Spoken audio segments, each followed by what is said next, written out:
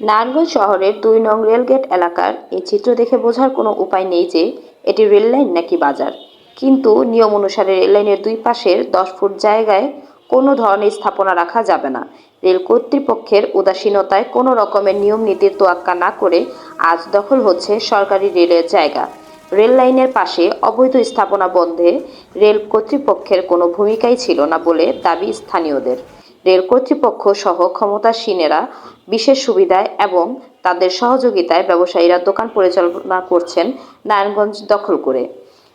Rail বিভাগ থেকে নিয়মিত উচ্ছেদ অভিযানের কথা বলা হলেও এ বিষয়ে রেলওয়ে কোনো পদক্ষেপ ছিল না, যার কারণে এলাকার ব্যবসায়ীরা আরও বেপরোয়া। এই বিষয়ে কথা বললে নারায়ণগঞ্জ ১ নং রেলগেটের স্টেশন মাস্টার বলেন, কোনো অনুমতি নাই, এখানে কোনো পদক্ষেপ আমরা বহুতবার পদক্ষেপ নিয়েছি, এদের উচ্ছেদ করা হয়েছে। ১ নম্বর ২ নম্বর গেট আরএনবি জিআরবি কে বলা হয়েছে, এগুলা দেখা হয়েছে এবং তাকে মেসেজ দেওয়া হয়েছে কি এগুলা কোনো ফুটপাত থাকতে পারবে না। আর এই ফুটপাত অনেক আগে থেকে এরা বলে মিউনিসিপ্যালিটির জায়গা, এরা রেলওয়ের জায়গায় এরা ফুটপাত করে না, এরা বলে। জিআরপি আরএনবি অনেকভাবে কঠোরভাবে পদক্ষেপ নিছে, এরা উচ্ছেদ হয় না, বহুতভাবে হয়েছে। এগুলো আমাদের কোনো সম্পৃক্ত নাই, এর মধ্যে কোনো মাস্টার কেউ বলতে পারে না একজন সম্পৃক্ত।